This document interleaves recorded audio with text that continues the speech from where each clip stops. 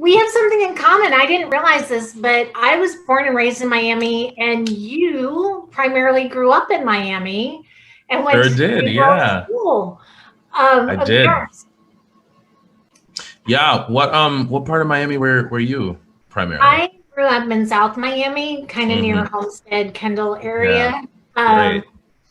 but yeah, I I worked not too far from the New World School of the Arts, though. Oh wow, Um, okay. when I went back, what and for those of you who don't know, the New World School of the Arts is kind of like it's a performing arts high school. It's kind of like the School and Fame. Yeah, I'll it's the date myself. LaGuardia of Miami is what we called it. Yeah. Oh, so when did you first get the acting bug? When did you get the performance bug?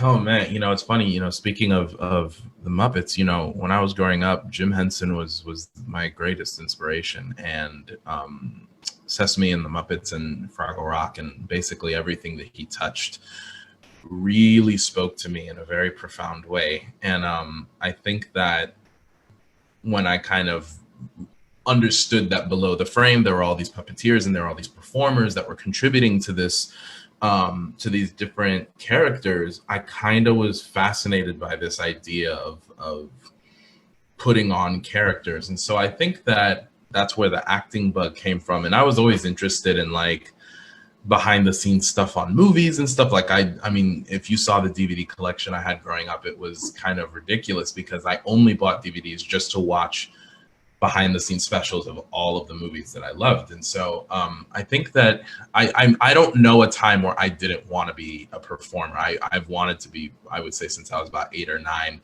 And I started taking classes when I was about 10. And that included, going, I worked with this kind of talent agency that offered classes for a little bit of time. And then I ended up finding a theater troupe or a theater, a cultural arts center in Miami, in Liberty City, called the African Heritage Cultural Arts Center, which is a wonderful organization. They're still there. And I kind of was with them for about 4 or 5 years. And every summer, spring break, winter break, basically all Saturdays, like all of my off time, I was over there and I was doing a number of projects. I was either doing shows or I was in the concert band, or I was in the drum line, or there was like a small period where we had some puppetry stuff going on there and I was doing that. And so yeah, and from there, that's how I found out about New World, and then New World led to college and where I am today. But yeah, the bug was early. I mean, I don't think anyone in my family is shocked by what my life has turned out to be. Well, and the Muppets, we reconnected recently because you were looking for fur. Oh yeah, that's right. Yeah, that's right. And so, are you building puppets, and are you more like Cookie Monster, like on TikTok? You have some TikTok videos, or are you more like Kermit persona? What's your Muppet persona? That's hilarious. Yeah, I'm building right now, and I'm mostly focusing on performing. For those who don't know, when it comes to puppeteering characters like Cookie or Kermit or any of the guys on Sesame, there's a technique called there's a monitor technique that's used in order to perform the character so that they can watch the performances in real time. And the monitor technique is difficult because it's reverse scan, which means you're not watching a mirrored image like if you stand in front of your mirror, but instead, if I put my hand up left, it's actually coming up right, and so everything is opposite. So I've been spending basically all of quarantine just training myself and really perfecting that ability and skill as much as I can. So I've been doing a lot of that. I've been doing a lot of gathering of materials to build. When I was a kid, I did more of like, I gutted all of my old dolls and I turned them into puppets, just using things around the house. But, because when I was a kid, there weren't really any kind of resources in terms of how to build puppets. But now, there's millions.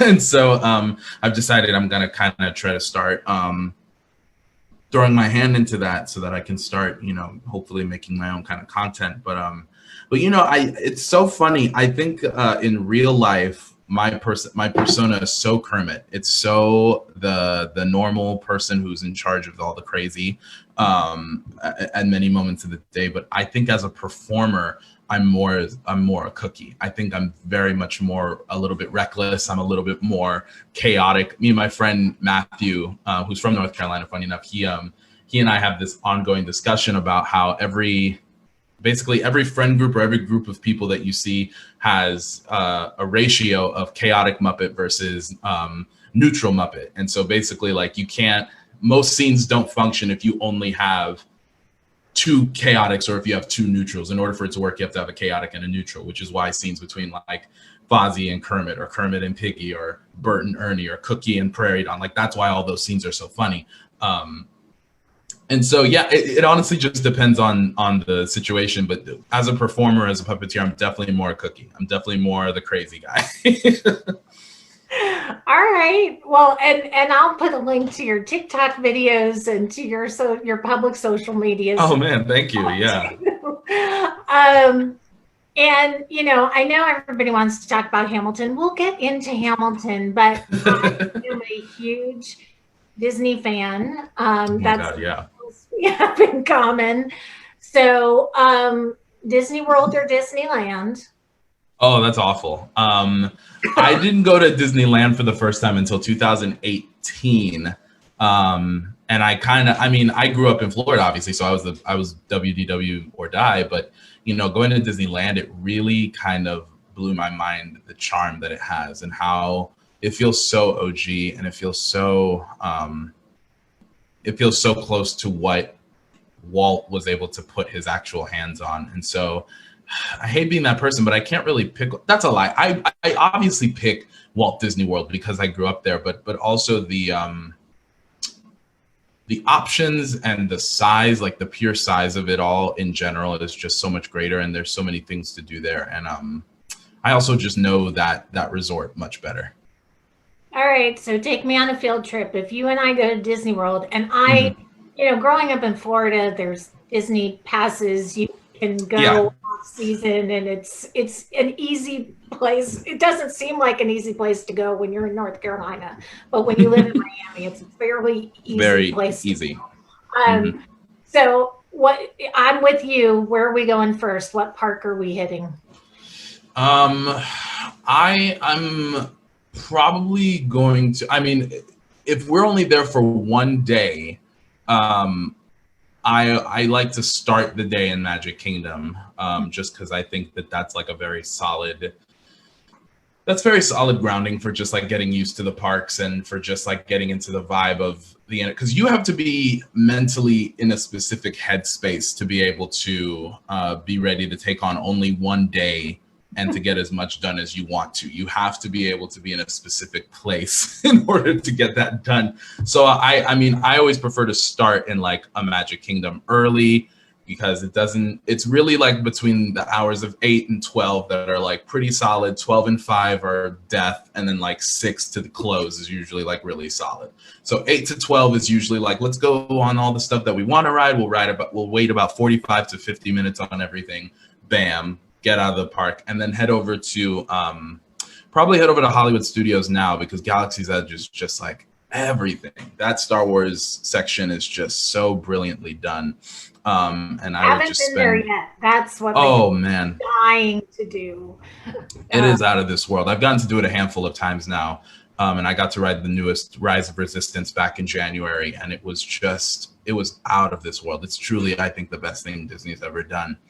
And and it's one of those things that it's starting to redefine like what a land can be, because it's so big that it's not as big as a full theme park, but it is not as big as a regular land. Like it's its own section, which I think if this is now the direction that Disney wants to start taking its parks in, this is going to be a game changer for the rest of however long Imagineering goes, just because now you can spend an entire day at Galaxy's Edge and have plenty of stuff to do between the cantina and the 2 rides, the build your own droid, build your own lightsaber, eat some food, and then, go around to some of the, different shops and different they have like little, not shows, but they have like character interactions with Chewie and with Rey, and they have all these different things there that like, it does sometimes feel like its own mini park. But I would probably just go and do the best to see like how quickly can we, either get in the cantina or get on a ride. Let's get some blue milk, head out, and then probably end the day at Epcot. And I mean, I would pray for the days that Illuminations was still going on, because I think ending day with Illuminations, there's nothing like that. So yeah, that's like my like dream. If we were there from like 8 a.m. to like 11 p.m., that's like the day. Yeah. Oh, I love it. And I it's good for Hollywood studios too. I think the Star Wars Galaxy Edge, because last time I was at Hollywood Studios, it was starting to show its age. And it's just, I think what's unfortunate is that ever since the licensing deal between them and MGM went down, it was kind of like, and they stopped creatively investing in the idea that Hollywood Studios was a working film lot. There was never okay, well, now we're going to consistently dedicate ourselves to being nostalgia for the old Hollywood, or we're just going to dedicate this park to everything that is film. It kind of started drifting off into, well, we'll figure it out later, or we're figuring some things out. And now it's kind of becoming its own, like almost its own California adventure. Like it's becoming its own adventure park with the Star Wars stuff and with Toy Story Land. And, its movie appeal is starting to really fade out. And so I'm interested to see what happens with the park, because it is a little inconsistent right now in terms of its theming. But like you said, now that it has Galaxy's Edge, like its numbers are now probably the highest out of all the parks. You know what I mean? And so, yeah. So, all right. So we got to leave Disney, because we could talk about Disney for the rest of the we could all day. Yeah. We're going to leave Disney for a second. We'll get back to Nightmare Before Christmas, because that's very exciting. Yeah. But we'll talk about that in a little bit. Under special skills on your resume, it says you have 4 years of drumline experience. Were you drumline at Elon? No, I was in the drumline when I was at African Heritage Cultural Arts Center in Miami. A good friend of mine who recently passed away, Travis Quinn, he was a brilliant musician who really, I mean, when I say he could play every single instrument, like there was not one instrument I've never seen him not be able to play. And he went to Michael Crop and was on the drumline there. And he was about to go to FAMU, Florida A&M University, to join their Marching 100, their very famous Marching 100 marching band. And he possessed really incredible skills to be able to put on kind of his own drumline, a little bit on his own budget, a little bit on the budget of the center itself, but mostly out of his own pocket, he started this drumline. And while I was there, I mean, it eventually became like a standard of the center in terms of every year at the summer show, there was always a drumline performance. It was just one of the things that everybody looked forward to. And so, yeah, and that's when I started attending the center a lot more frequently, was when I got on the drumline. We just had a lot of rehearsal. So we were there every single Saturday all year. And it was we had gigs at churches, at fundraisers, at in parades. There's a big Martin Luther King parade that happens in Liberty City. We did that every single year. Like we really, we were constantly working. And so I got to do that for about 4 years. And I went between the snare drum and the bass drum and the quads and I think I did cymbals at some point. Like I really got to do it all. So yeah, that's where all my years of drumline came from. I missed it a lot. That was a lot of fun. All right. Well, it's always interesting when you look at the special skills on a resume, because you find out all these nuggets. Spoken word is a special skill. One of my favorite acts, my kids are obsessed with America's Got Talent, and I was so thrilled that spoken word performer. Oh, he was brilliant. That he won. I want to talk about Elon for a second, because there are so many kids right now who are starting to apply for colleges, doing their college auditions, and truly the performing arts future is so uncertain right now. Knowing now what you know, and having graduated from Elon, what questions should these kids be asking of the schools that they're applying to? They should be asking, safety regulations, and they should also be asking, will the program will there be an emphasis on how to create my own art and be able to financially support myself for my own art? Will there be courses about how do I understand the business side of things in terms of how to read and analyze a contract? How will I know when I'm getting a good deal or when I'm getting a bad deal? They need to ask what is the emphasis on learning about taxes, learning about corporations, and learning about how arts, depending on what the political structure is, like how do we fall into whether or not we're able to write off any kind of thing.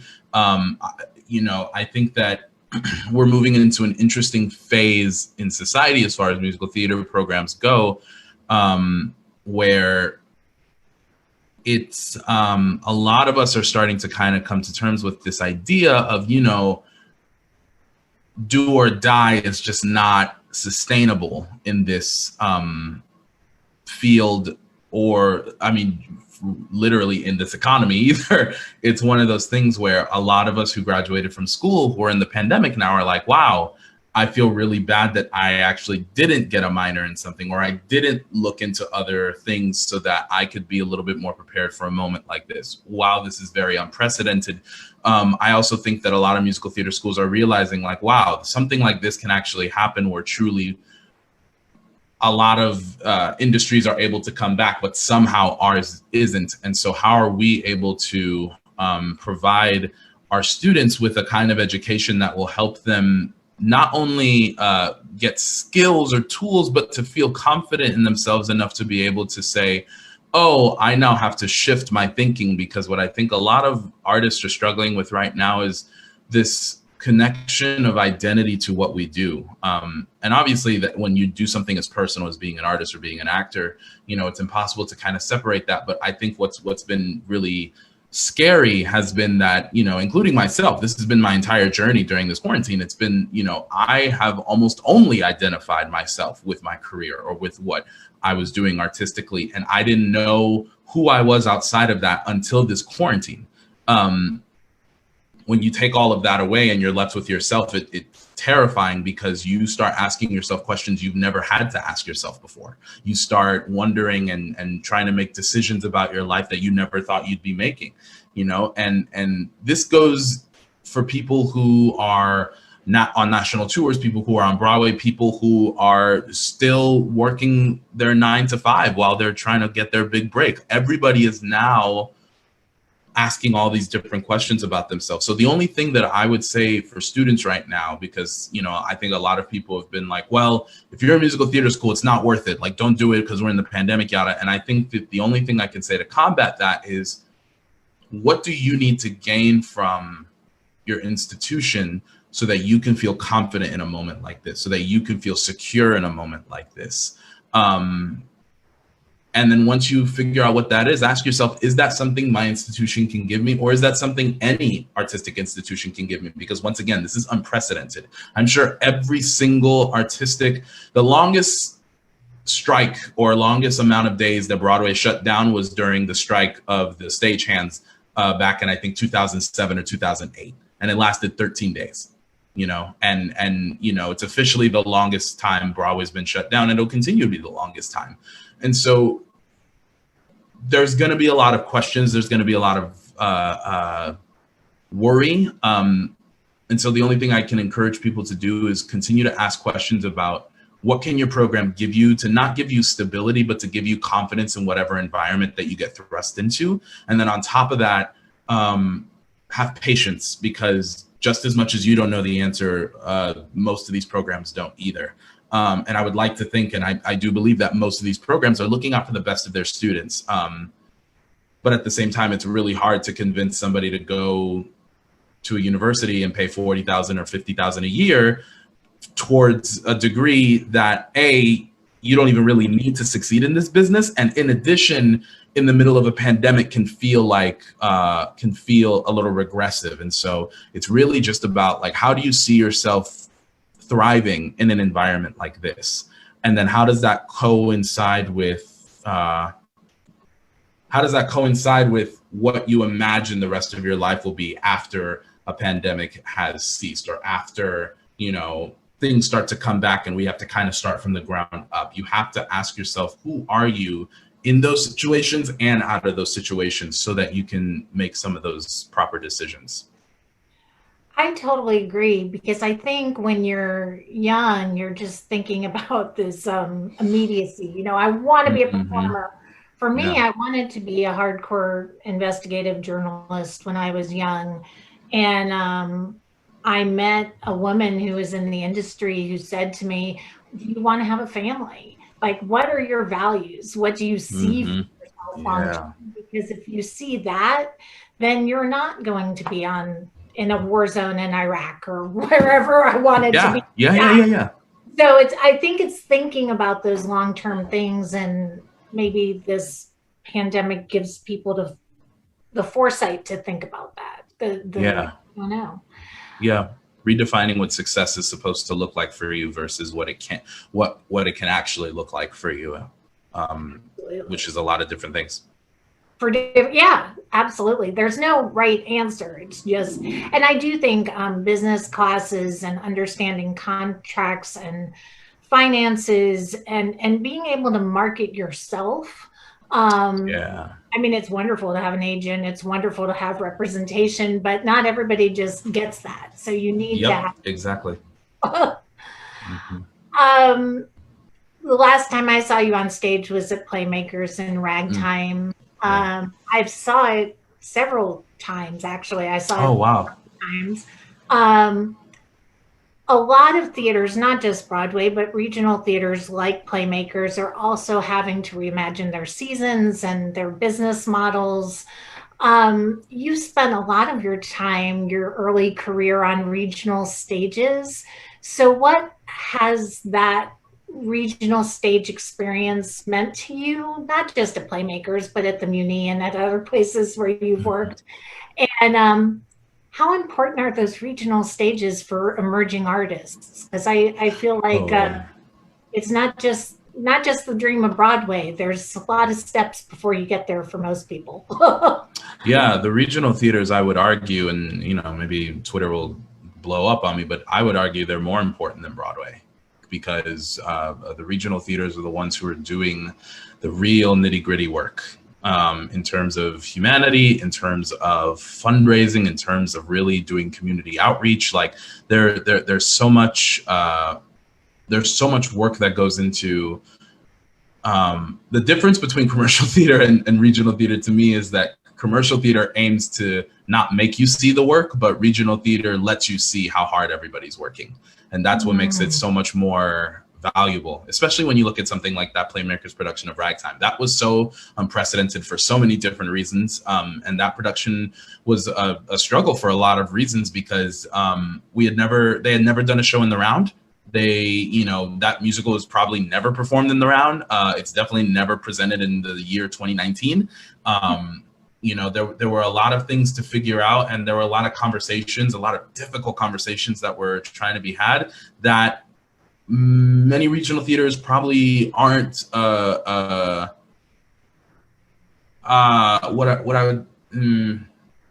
aren't immediately ready to have. It's not on the first instinct to have. So there was a lot of breaking barriers down. There was a lot of conversations that involved really digging in deep to, okay, can we do this? And if we do this, how is the safest way to do it? Okay, maybe we can do half of it. Maybe we can do 3/4 of it. Will that still fulfill the vision? No, great. Start over. Let's start. And it's a lot of and it's exhausting. It's such exhausting work. In a lot of ways, a lot more exhausting than something like Broadway. But that's what makes it worth it. That's why that opening night was so emotional for many of us because we had only had I want to say 3 weeks of rehearsal, maybe 4, and I believe it was 3, and it was hard. It was hard work, and when we finally opened, it was emotional because now we were like, okay, cool, now we're in the second mode of working. Now we're in the working of how do we delve deeper into the material. Every audience is going to be new. Now we're in show mode. We're not in rehearsal mode anymore. How does that change our day to day? How does that change our relationships with each other? All these different things. And so, my regional career, which primarily happened during my summers at Elon was not even just important to me, but I am not Hercules Mulligan without those regional theaters, you know what I mean? And I think sometimes that connection really is lost on people. And I don't think that's about, I don't mean that in a negative way, but I do think sometimes people don't realize because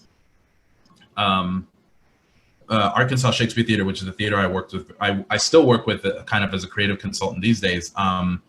You know, doing 12th Night in 2016 was how I was able to understand my vocal range in a way that allowed me to access language that delivers on stage differently than how I deliver in everyday life. And that exact method is what I use for Hercules Mulligan of like, okay, well, I obviously can't speak the lines like myself. I have to do it in a way that is very different and I have to figure it out.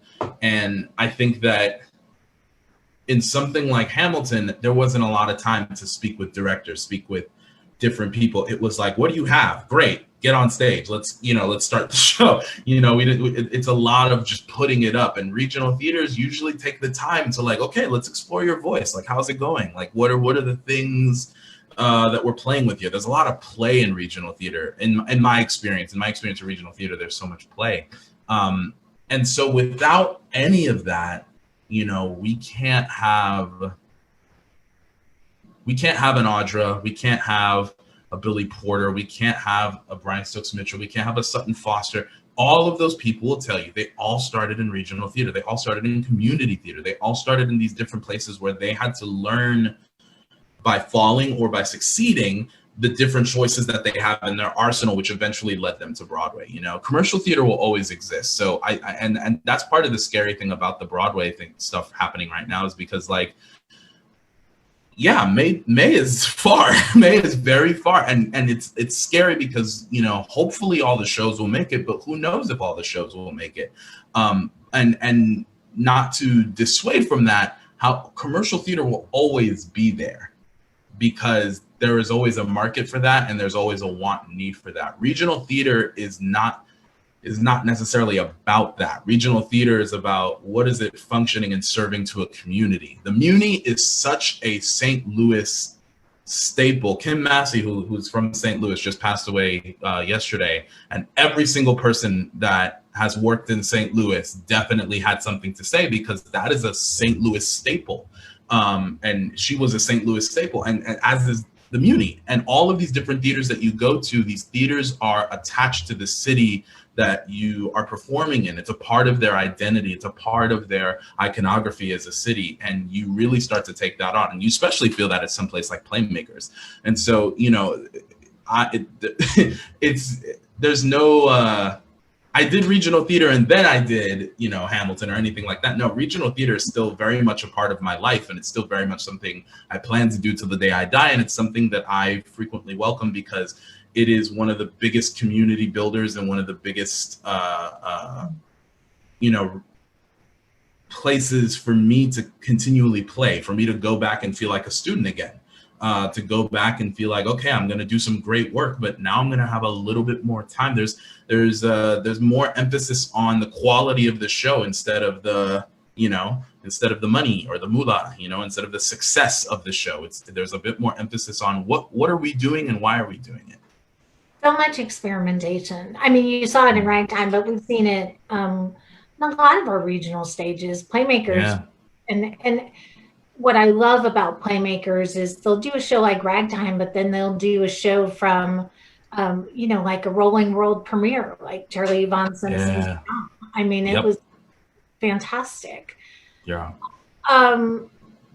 We're seeing such a rise up. I mean, something else I think our regional theaters do is they tackle those difficult community questions. When I interviewed Vivian Benish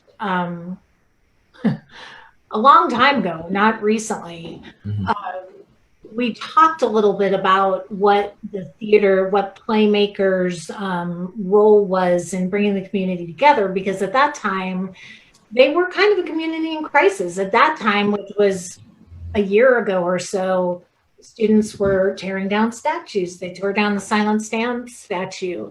Now we're seeing this rise up across all theater. You see, white American theater movement is huge. Do you think this movement is going to change the kind of stories that are being told on our main stages and who gets to tell those stories? So that Hamilton's not such an anomaly anymore, that we have lots of stories like that. You know, I don't know if it will,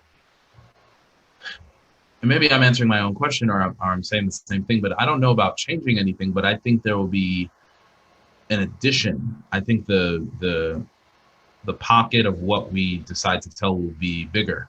You know, I think that, and who tells those specific stories will be bigger. I think that, you know, we have wonderful pieces like Ragtime, and we have wonderful pieces like Parade and Showboat, you know, in some ways, but, you know, these pieces are from a very specific point of view, and it's often not from the point of view that the play or musical is preaching for. And that is an issue, and that's something that, you know, as social consciousness comes more and more into fruition and comes more into clarity, you know, we start to realize all of these different nuances about how we tell stories. And that was one of the kind of stops we came to with Ragtime, where there were a lot of parts where me and Eliza, who played Sarah, you know, we had a lot of moments where you're like, this is just the way it's written. It's just not the experience. And it's beautiful, it's stunning, it's great, but it's not quite the experience. And that's a big difference now. And so now it's more about, I think, who tells these certain stories and how big of a voice do they get. And I do think it's going to make a difference. I do think there is, you know, this kind of friction right now in society, and there is a tension that wants to be addressed, or that needs to be addressed for sure. But I can feel theaters wanting to take that action on, you know, whether it's publicly or whether it's silently. I can feel that movement happening. And so, you know, I really hope so. I think it will happen, but again, I hope so, because, you know, POCs are rightfully wary, you know, especially because we're in a pandemic and this entire movement has happened solely on social media. Performative allyship becomes more than just a way of showing somebody else that you're there for them, but it can show up as a way to tell yourself. You know, it's kind of like when you keep telling yourself a statement over and over and over again, and you really believe it's going to happen, and then as it comes out later, it doesn't. And it's a little wary, because we've been here before in different ways, but we've been here before, where it's like, yes, everybody says they're gonna do it, and in the height of a pandemic, in the height of the election, in the height of everything, in the height of George Floyd and Breonna Taylor, you know, yes, we have these big, vast emotions that are telling us yes, yes, yes. And then who knows after the election, who knows after the pandemic is over, who knows, you know? And so the only thing that I can really hope is that people stick to their word. And then all the rest of us who are going to keep them accountable, or who are going to keep them to their word, continue to do that. And we continue to seek out and financially support those who have already been doing the work for years, and have been pushing to have a voice as big as they do now for as long as they can remember.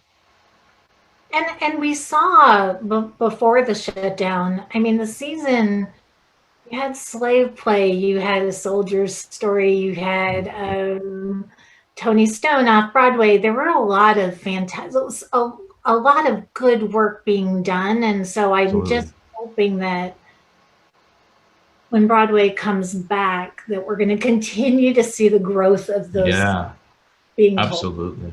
And we continue to see that it's out of a want to make those stories happen and to have that representation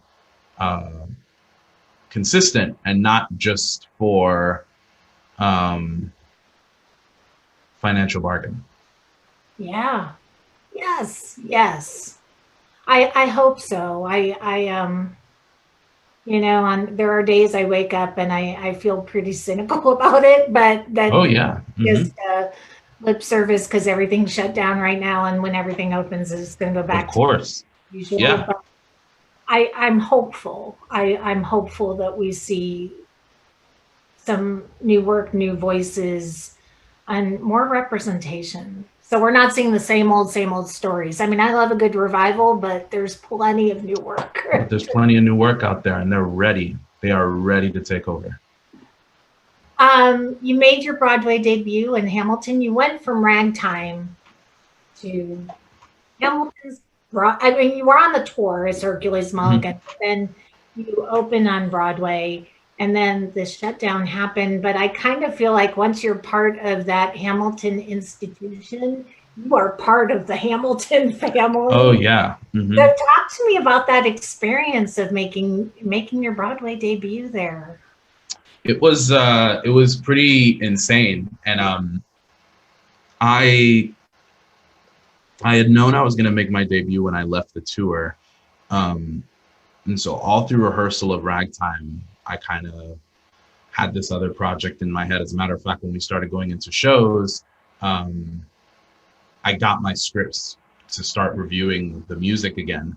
And I started reviewing the choreography in my head again, and it was one of those things that it really felt like kind of going back to an old friend or reading an old book again, or, even though the separation had only been about 6-7 months, there was still this kind of, it felt like a graduation in a lot of ways. And not because, Broadway is this mecca or anything, but it's because I'd been away from this material. I'd done this material for 1.5 years.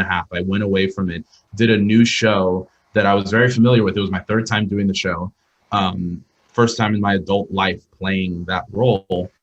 And then going back to, and it was a profound experience to do Ragtime, and then to go back to Hamilton after all I learned from doing Ragtime was something that really I found often speechless day by day. And my rehearsal process for going to Broadway was so short because I'd already done the show. I only had 4 rehearsals, and then I was doing the shows. And, that first night, I want to say the first 15 minutes of the show, I was a wreck. I was a mess. I was just weeping the whole day because it was really such a moment in my life. And then as soon as it got to like Schuyler Sisters, I was like, all right, I'm back in it. And it was something so funny. And it's great because now where Broadway is right now is that the show's been on Broadway for so long that it's consistently an amalgamation of different companies. And so we had people from Chicago, people from the first National, the second National, people from the original Broadway cast, people who had just joined. Like there's all these different energies from different versions of the show that they've learned now coming to make this version of the show to continue the legacy that just started there, about 5 years ago. And so, I came in along with Tamar Green and Aubin, both who had been in Chicago, and we all started on the same day, and Preston, who learned the show brand new. So all 4 of us started that night, and it was clear that everybody in the cast who'd been there for some time was like, oh, this is a new shift. This is a new energy, and you could feel that from everybody, and everybody was excited about it. And whenever somebody is about to start on a new company, whether it's Broadway or national tour, like they have all their friends and family there, and so, because it was 4 of us making our debut, all of our, closest friends, it felt like opening night on Broadway. And it was such explosive and excited energy in the room. And it was pretty insane.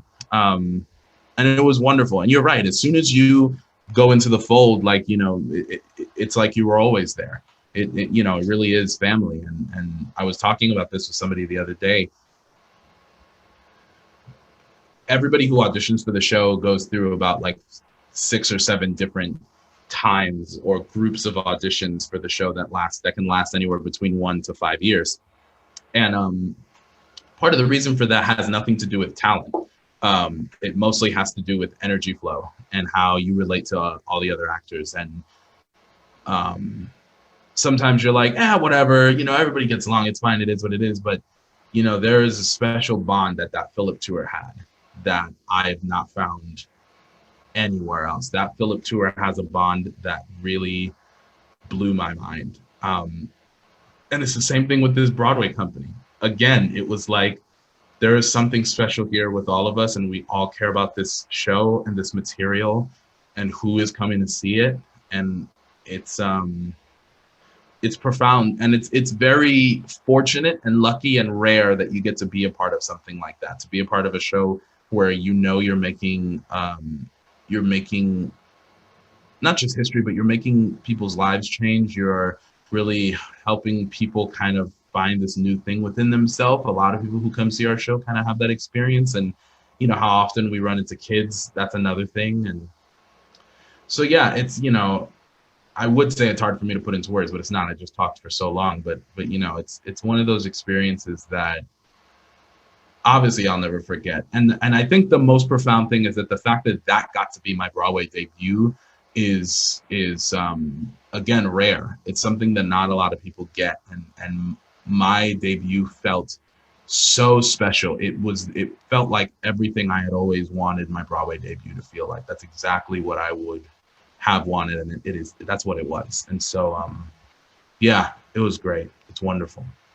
So, what did you learn during the ragtime process that informed how you revisited Hercules Mulligan? I think a lot of it was mostly about self-preservation in terms of, you know, ex- uh, what you externalize. You know, so much of Hercules Mulligan can be perceived as just the loud party goer the whole first act, and then you kind of have to shift into the quiet guy for the second act, and it becomes a lot more nuanced than that. You know, because Ragtime Coal House was the first time I felt like I led a show in my professional career.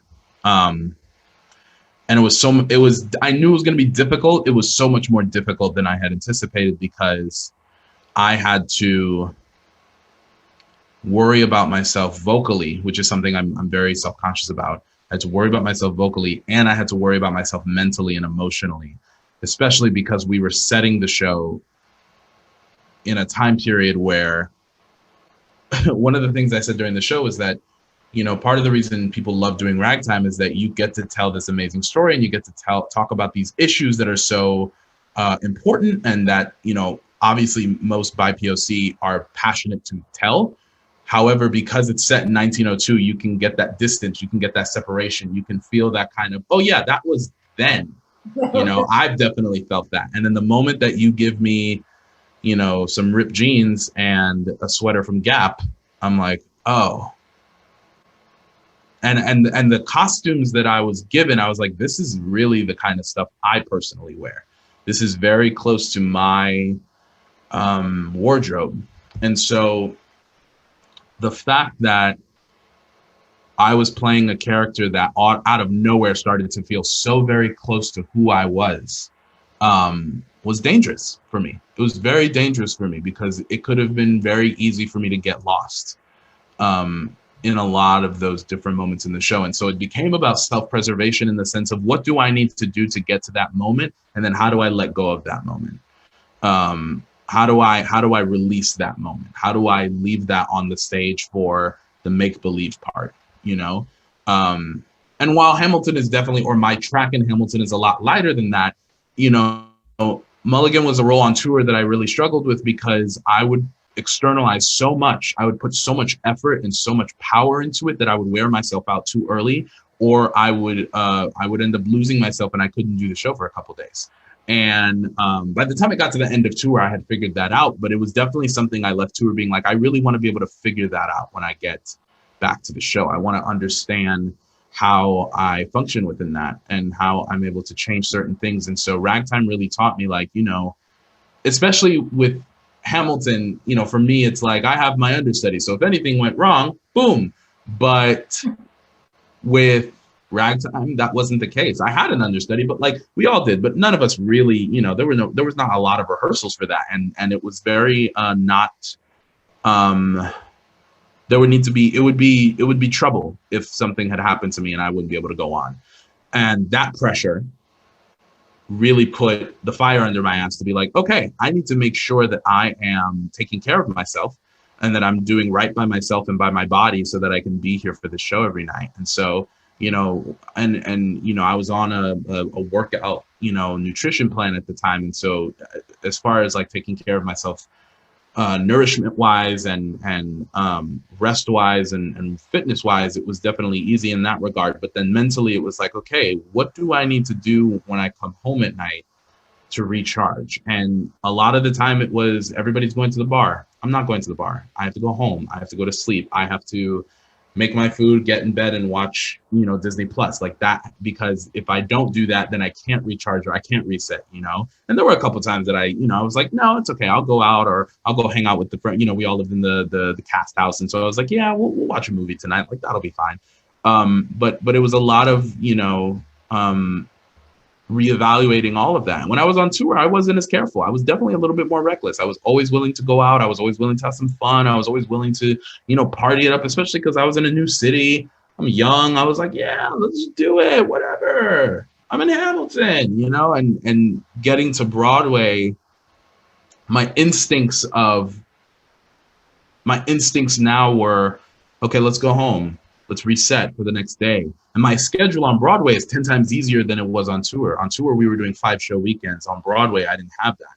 So I had more energy, and the show, the houses are smaller. So I wasn't extorting, or I wasn't externalizing as much because the houses were smaller. And so overall, the show was easier. Even so, I was still like, I'm going to go home now. I'm going to make sure I'm drinking water. I'm going to make sure I work out. I'm going to make sure I do this, and that. And that wasn't instinctual to me before that.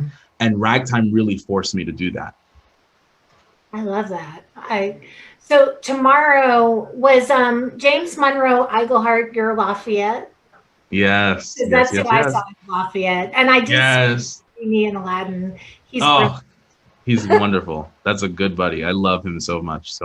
Well, I want to ask you about him. Tomorrow he's going to announce the Tony nomination. That's right. Oh my God, I keep forgetting about that. I have to make sure I'm up in time to watch that. But I saw on social media you've called him a brother, uncle, support system. You're going to be working together again on this virtual benefit. So talk to me about your relationship with him and what he taught you, having been in the show. I think I saw the show a couple of years ago, so he's been in Hamilton for a while. 3 years, yeah. James, I'll never forget the first time I saw James on screen. I was in high school, and I noticed on Netflix that Memphis was available, and I was like, oh, I'd always wanted to see the show, and so I watched it. And truthfully, James's character stuck out to me so much. It was a performance that even on video is like so electric and so alive. I can't even imagine what that was in person. And when I and part of the reason was that when I was in school, I was pretty overweight and I was pretty down on myself. I didn't have a lot of confidence in my performing arts high school. And obviously there's a lot of preconceived notions about who you can be based on how you look in theater. And I really liked dancing. I really loved to be, you couldn't catch me doing that now, but back then I really loved dancing, and I really loved, being active in that way. And I was always told, like, no, you kind of have to be in the back. Like, you can't really do that, yada, yada, yada. And seeing James in Memphis, where he was dancing a lot, was, and kind of what he got famous for, was something that really changed my scope and really helped me gain an understanding of, I don't have to fit within a mold. I don't have to fit within whatever I'm being told. And I was learning that early. And so then I moved to the city, I think 2017, and I had just booked the tour, and I saw James at the Broadway flea market, and I pulled him aside and I said, hey, I've always been a big fan, but I also want to tell you, I'm actually going to be in Hamilton on the road. And he said, oh my God. He said, well, let's stay in contact. Let's, if you ever need anything, let me know. And so we, I was watching the show during rehearsals, and I got to see him a couple of times, and we obviously stayed in contact, over the years. And when I told him that I was going to be joining him on Broadway, the immediacy with which he took me under his wing, slash he was like, hey man, I can't wait for you to get here. You know, again, if you need anything, let me know. Like, let's talk. Like, do you need anything? You know, his immediate instinct is always love, and it's always, how can I help you? How can I make you laugh? How can I make you smile? How can I help you? That's everything that James is. James is, I want to make you smile. I want to make you laugh. I want to make you feel good. And that's part of the reason that everybody loves James, and why James is such a you know, character, and it's impossible not to feel infected by his joy. And when I got to the show, it was crazy. There was no, it was as if he and I had been doing the show for years and years and years. We automatically were able to tune in with each other's characterizations.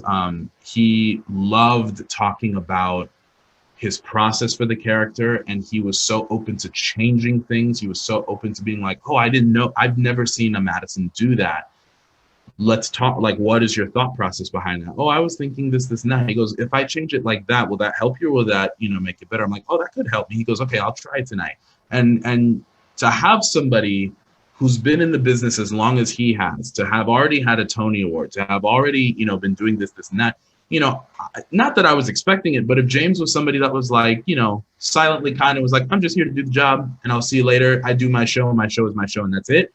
That would have been fine too. But for him to be so consistently active in making himself better, making his actors around him better, in being a leader, in being a force of goodwill and good nature everywhere that he goes, is something that I really hope to carry with me through the rest of my career. And it's something that I always knew just from his performance, let alone him as a human being. And for, you know, that's one of those celebrity encounters that, like, you see growing up and you're like, man, I hope he's like that. And it's exactly, he delivers. It's exactly what you hope from James. And you know, and that's like how the Nightmare thing happened. He just called me and was like, do you want, I think I'm going to do this. And I think it's going to be a lot of fun. I'm talking to Disney right now, and I think it's going to be, you know, a good time. And I think you should do this with me. And I was like, yeah, of course, I'll do anything. I'll do anything you ask me to do. But you know, that's the thing with James, is that James is one of those people that, he's just looking out for you, and he's in your corner, and he's always going to support and love you. And it's something that, again, not a lot of people get that on their Broadway debut, to have somebody that, like, he's like, you know, the moment he was like, hey, you're making your Broadway debut tonight, have fun. And throughout the whole night, he would tell me things like, you know, right before we go on stage, he goes, quick, what would 10-year-old Fergie say right now if he knew this was happening? Like, right before we went on stage, like, he would do little things like that with me. Or he would just look at me randomly one day and just go, did you ever think that you'd be, you know, working with like Mandy Gonzalez and Daniel Breaker? And, you know, he's so, he also buys into the Kool-Aid of Broadway, and the Kool-Aid of what this career is. And he's not jaded by it. He's not somebody that takes it for granted. And, you know, it's again, it's a rarity. And I'm so grateful that he's genuinely a good friend of mine, and somebody that, that was the kind of energy that I got to play with making my Broadway debut. So, Nightmare Before Christmas, the concert, streams Halloween night. And I'll put a link to it, but it's a benefit, and it benefits lymphoma. What is it? It benefits.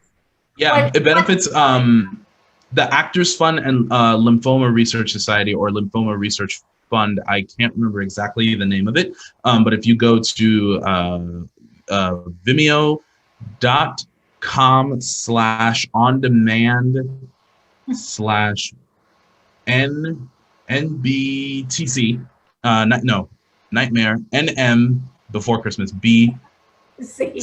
There we go. If you type that in, yeah, put the link in. But if you go there, it'll say everything that it's going for. But you know, James's wife actually had lymphoma cancer, and he said that organization, along with the Actors Fund, were so beneficial to him and to helping his wife beat it, And that was a very scary time in his life, and in everyone, you know, who were close friends of them. But, you know, they were both so strong, and they were so lighthearted and happy about it. And now they, you know, spend a lot of time making sure that other people can get that same kind of support and get that same kind of help if they need it, especially if they're, you know, dealing with lymphoma. And so, yeah, this has been a big passion project of his to do something big for that research fund. And Nightmare Before Christmas is one of his favorites, along with Oogie Boogie. So this is a very big dream come true. And, you know, he's been working with Burton and Denny Elfman and Thomas Schumacher and Disney to really make sure that this is going to be such a fun event. And we're all working hard to make it happen. And there's such a good cast. Adrian Warren, Crazy cast, Andy yeah. Bernstein. I mean, it's an amazing. It's Rob amazing. McClure. It's an amazing cast. So I will definitely put the link. James Altucher recently published this really depressing article that was reprinted in the New York Post that basically said that New York is dead forever. Oh, I've been seeing people share that. Yeah. So what do you think the prognosis is for New York and Broadway? Because I want to come back and see some shows. Yeah. You know, it's so funny that people are kind of getting to this idea and this this feeling that something is dead and not coming back or anything like that. And it's like I said, commercial theater will never go anywhere. Broadway can't die. like on a, you know, just to be legitimate about it, on a financial and economical status, like New York wouldn't survive without Broadway. So there's no way that it's ever going to go away. But on top of that, you know, if people aren't in New York, they wouldn't see, like, New York doesn't feel gone. New York is different for sure, but, you know, New York is still New York in a lot of ways right now. Yeah, everybody has masks, everybody's socially distant. You know, if you go down past, I want to say 72nd, it's kind of a barren wasteland, especially towards the, like, you know, Times Square area. But, you know, Harlem is still Harlem, Queens is still Queens, and Brooklyn is still Brooklyn. Like, New York won't ever die.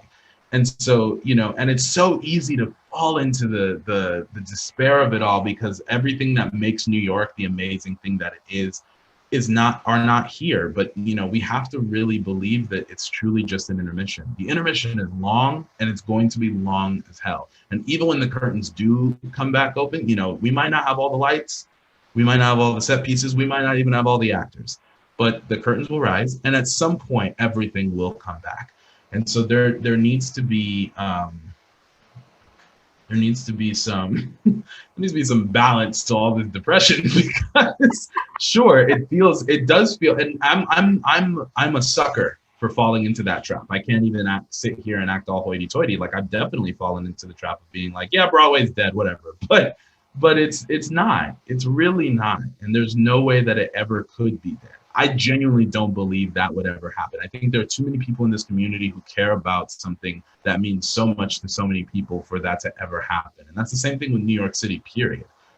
New York City will thrive again. It's going to take a long time. That's not even, you know, I'm not trying to front about that. That's going to take maybe a year, maybe a couple years. Who knows how long it'll take? Nobody knows. And that's the biggest thing people need to realize. Nobody knows. No matter how many people think they have the answer, no matter how many people think they know what's what, no matter how many statistics, nobody knows. And that's the scariest part of it all, is that nobody knows. But at the same time, because nobody knows, that doesn't mean it's a no. That doesn't mean it's a gone. That doesn't mean it's a delete. That doesn't mean it's a erase. It is a pause. It's just probably the longest pause anybody will ever take for the rest of their life, you know? And it's a struggle, but, you know, it'll be back. And when it does come back, it'll be more thriving, and it'll be better than ever. And the audiences will be exuberant. I mean, for months. Yes. I have a friend who is in England, and she went to the West End last weekend because they opened up Songs for a New World, and they opened up wow, okay. and she went, and she said before the curtain even went up, the applause went on for about 10 minutes. 10 minutes, yeah, exactly. There's this thing on Facebook or Instagram that keeps going around being like, can you imagine how deafening the applause will be when Glinda finally says, "Isn't it good to see me again?" And it's true. People are going to lose their mind. I think about constantly the first Alexander Hamilton that he'll say. It's gonna take us 8 years to get back to doing the show. You know what I mean? Like there's and that understanding, that knowing that is going to happen is the reason it will never die. There's something about that force that is too strong to be reckoned with, and it's too strong to believe that it would let something like Broadway die. Well, and we have to keep believing, and we have to keep lifting up our artists and supporting them through this time. A lot of artists are doing master classes and other things. We just have to keep supporting people. I will put a link, like I said, to your website and to your social media accounts so people can find you. Yeah, please find me, get in contact. I got nothing but time, so I'm just talking to people all day. So reach out to me. I'd love to see who's out there. And, you know, I teach classes, I do all kinds of stuff. And so just let me know. And yeah, I mean, most of us are here wanting, I mean, that's the thing about actors. We're also narcissistic. All we want to do is talk. And so I very rarely think that there is not one artist who doesn't want to talk right now, especially if it's about Broadway or if it's about theater in general. Well, I cannot wait to see your stars skyrocket on Broadway and beyond, because anybody who saw you as Cole House here in Ragtime knows there's something very special about your voice. I saw Joshua Henry last time I was in New York in The Wrong Man, and you remind me so much of. That performance inspired a lot of Ragtime. His performance in The Wrong Man inspired so much of Ragtime, because that show, I went and saw that 2 or 3 times because I was just so struck by his presence and his honesty that he brought to that role. So that's a big honor that you said that. I really appreciate that. It was so raw. It's such a good show. Kim and I saw it. Ross Galan was sitting in front of us, and he knew Kim and I were theater critics because we had met him the day before at a workshop. And he said, "Okay, what did you think of the show?" And I said to him, "I think if the show goes to Broadway, it will be a Tony-winning show. It'll be a slam. Yeah, it'll be a slam dunk. Slam dunk. It was so good. One of the best things I've ever seen. It got me very excited about theater in a way. I mean, I love theater, but that show got me very excited about what theater could be. Yeah. Anyway, well, thank you so much for joining me. It's so exciting. Absolutely. And please come back to North Carolina so that we can see you perform. Anytime. I mean, me and Vivian talk all the time, and so I will definitely be back at some point, hopefully. I love North Carolina. I loved going to school there, and I love being there for Playmakers. North Carolina is a second home to me, so I will definitely be back. Well, thank you so much, and thank you everyone for watching. If you tuned in late, this interview, it'll live on Facebook, so you can watch from the beginning, or it will be on the website in a couple of days. Thank you, Fergie. Take care. Stay healthy. Thank you. And I can't wait to see more of the puppetry. I'm going to keep an eye out now. Yeah, hopefully I finally get my ish together and I figure out how to make some stuff happen. I'm trying to make some stuff happen. Things are in the works, and so yeah, stay tuned. Stay tuned for some furry and some funny. Well, thank you. Stay safe and healthy, and thank you everyone for joining us. I will hope to see you soon. Yes, absolutely. Thank you, Lauren. Thank you, everybody.